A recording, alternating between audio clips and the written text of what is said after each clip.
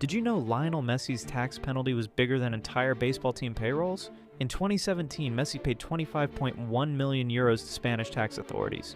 That's more money than the Tampa Bay Rays and Miami Marlins spent on their entire rosters that year. But here's how it all started.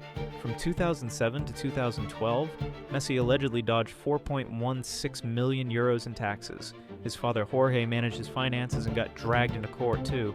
Both received 21-month suspended sentences, meaning no jail time.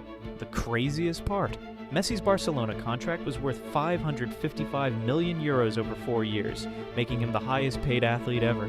His tax bill alone could fund multiple minor league baseball teams for entire seasons. Most professional athletes don't earn in their whole careers what Messi paid in penalties. He eventually moved to Paris Saint-Germain, partly to escape Spanish tax headaches. When you're making that much money, even changing countries becomes about taxes.